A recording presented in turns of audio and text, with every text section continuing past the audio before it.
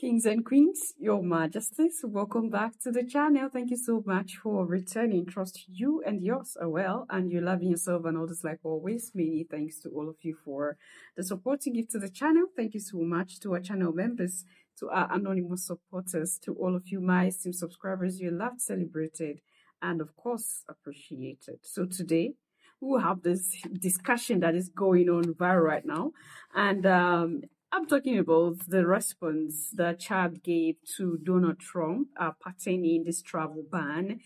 Of course, we are aware, it's out there on all news outlets. It's not just Chad that was restricted. There are other African countries and other nations around the world that was restricted. Of course, the American government gave their reasons to why they have to restrict these regions from trespassing their territory.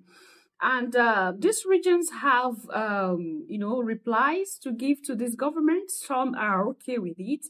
But there is a response that the government of Chad gave, and that is what is making Africans at this point so happy. And why do you think Africans are happy? Because we are living in a time where we cannot speak for ourselves. This is what we've been waiting for. That time where African countries can say, no, you can't just push me here and I go. You can't just push me there and I go. I would you understand what I'm saying. So it's said that the US banned Chad, but Chad did the unthinkable. And what is that unthinkable? That is what I'm bringing to you here, your majesties. Now, there is something that was going on underneath. Something was cooking. Something was cooking. There was a rumor that circulated within that the reason why the United States government is angry with Chad and had to, restrict Chad, it's not because of the reason they gave. Most of the time they just give some of these, things just to cover up the main situation. So that the main situation is that they wanted to use Chad to spy on the Sahel. But the Chadian government refused, that they're not going to be party to that. And, Idris Deby, the president of the Chadian people, he, at this point, is going the same way that the Sahel leaders are going. No one is perfect, but he's doing his best for his nation. Okay? And, of course, he's not just going to jump into whatever that the U.S. government has, instructed him to do. So, that is the reason, that because he had said he's not going to be a spy for the United States government against his own brothers and sisters in the Sahel. Things escalated to this. And if you look at these situations critically, there are iotas of truth. Because to say that Idris Deby stood on his ground and made the decision he made is like, he understands. I know the reason why you are restricting me and my people. Okay? But I'm not just going to fall for that. No matter what you do, I will stand by my people. No matter what you do, I will stand by Ibrahim Traore. I will stand by Assimi Goita. I will stand by, Abdurrahmane Chiani, because these are my brothers and sisters. I keep telling you here that before anything else, we were Africans first. We were brothers and sisters first. And to see that Idris Deby put the interest of his continent first, before any personal interest. Who knows what they have promised Idris Deby? Who knows what they have said, okay, we're going to give to you, or do this for us, and this is the reward. Who knows what they have enticed him with, and he refused. So there is something going on. The way they are dragging themselves, something definitely is happening. He decided to close all United States Army bases, and I don't even know why there are United States bases in Chad at this point, up until this time. I don't know how they still, meander their way to still remain in that region. And also, the French base was also kicked out.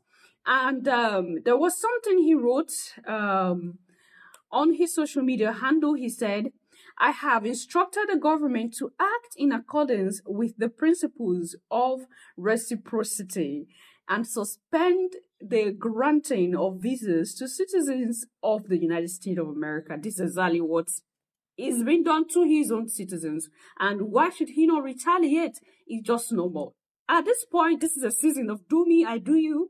If you play fair with me, I'm going to play fair with you. Now, why do you think the Sahel nations cut off from the West? Because, Ibrahim Traore keep telling us that these people are so wicked that they do not know how to play fair games. So you don't play fair games, we're not going to work with you. Okay?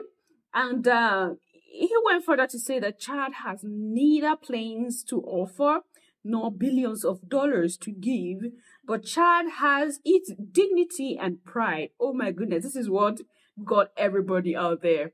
Africans are like, we are with you, we support you, okay? To hell with Donald Trump and whatever ban he's giving, all right? And I won't blame Donald anyway. Let's listen to this before we continue. International gist now. The U.S. government restricted visas from 12 countries, including Chad, Iran, Afghanistan, and Haiti, citing inadequate security screening measures and a lack of cooperation in the deportation processes. The policy was effective from June 3rd and it sparked criticism across Africa. Now, the president of Chad, Mahamat Idris Deby, has now responded by suspending the issuance of visas to American citizens in response to the United States' recent decision to include the Central African nation in its expanded travel ban. The announcement was made by the president, who said, and I quote, "Chad has no planes to offer, no billions of dollars to give, but Chad has its dignity and pride." As diplomatic tensions rise, it remains unclear how long Chad's retaliatory visa suspension will remain in effect, or whether other African countries will follow suit. Let's hear what social media tweets had to say about this situation. Dama Kalume said, "Thank you. These are the African countries we want. It will never be the end of the world just because Trump said so. Viva Chad." The second, let's get another tweet. Kibochi said, "A silly move. Sometimes retaliation is not necessary." I think it lasts too. And Koryu said, "Finally, the U.S. slaps a visa ban on Chad, but still expects foreign engineers and mining consultants to roam freely on African soil. Not anymore. This isn't 1995. It's tit for tat now. You ban our people, we lock your business gates."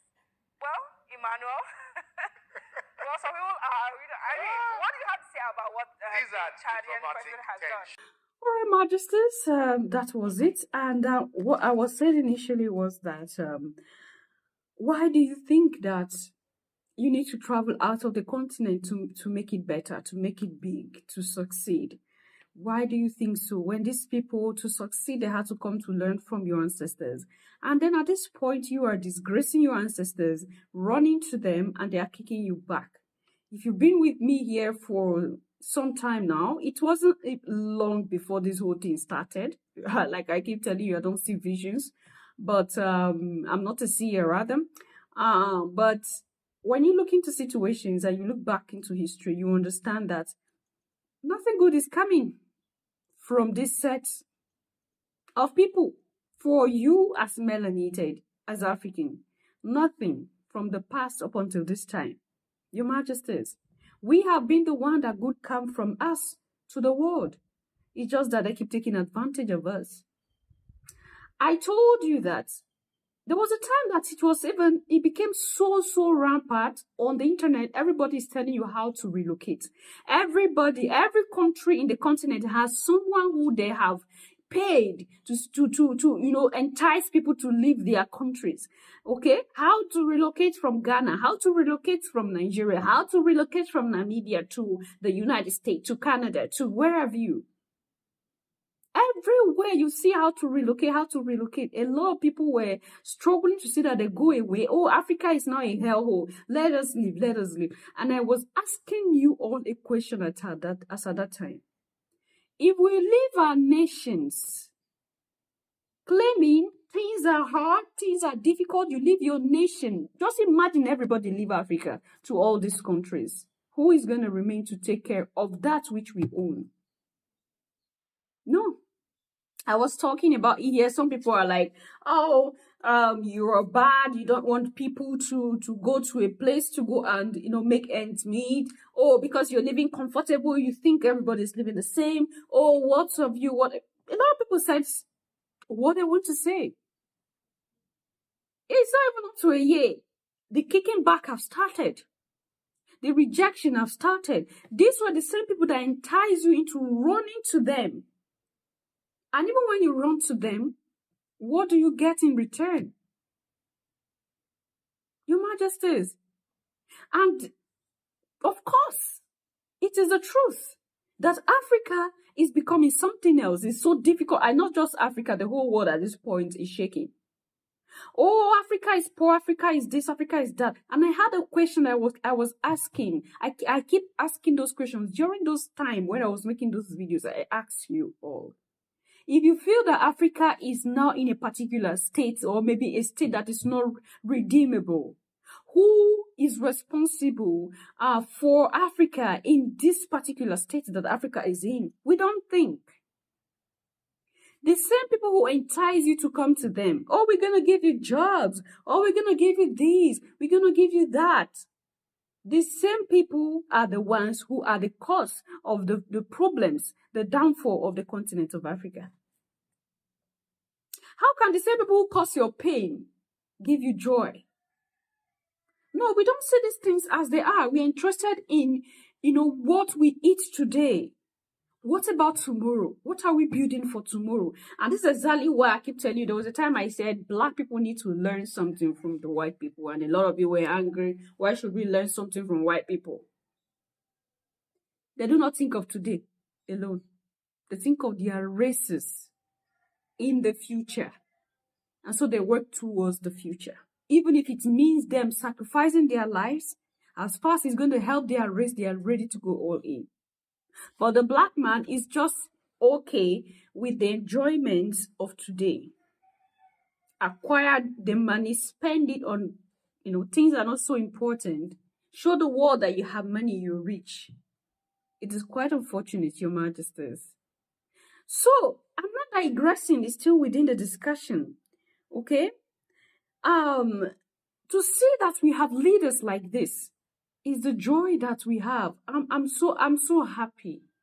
I'm so happy. And that's why I tell you that when I talk about the Sahel, Burkina Faso, Mali, and Niger, it brightens my day. Even when I'm angry and I hear about the Sahel, I'm just so happy.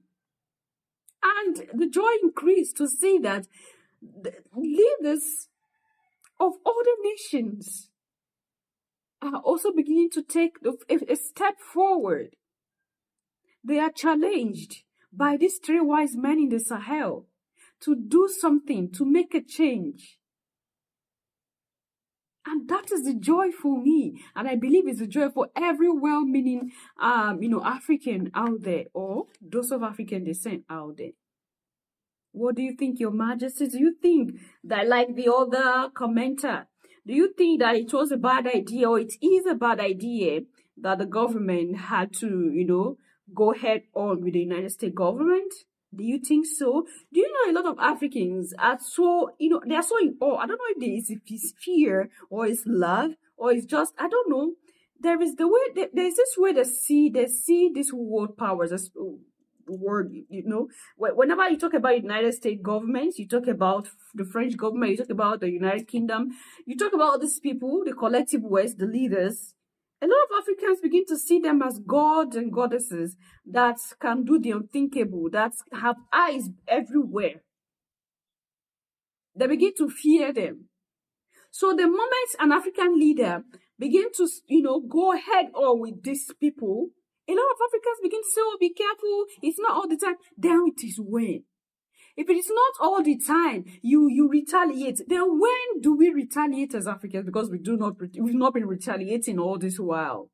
And this is the time where I said, okay, no, enough is enough. We should wake up. And we still have Africans who feel like the decision of this leader is bad. So, Your Majesties, what do you think about the decisions that Idris Deby made? Do you think it's for the good of the Chadian people, or you think is going to be detrimental in the future? I feel that that's the right thing to do. Like he said, they're a sovereign nation, and he is the leader. They might not have everything, but they have their dignity. And Donald Trump should respect that dignity of theirs, Your Majesties. And to me, I keep telling you, it is, I don't know, You might say I'm bad, I'm wicked, but I'm just so happy that everybody is being kicked back right now. Everybody is being prohibited right now. Remain in your nation, build your nation. Who are you running away? Who is coming to do it for you? Nobody. Do you want your inheritance to be in ruins? That's a question that we need to have in our hearts always whenever we think of, leaving the continents to other places and building other people's and nations and abandoning our own. I'm going to see you in my next one, Your Majesties. Until then, love yourself, love others. Stay safe, stay positive always, Your Majesties. Bye for now.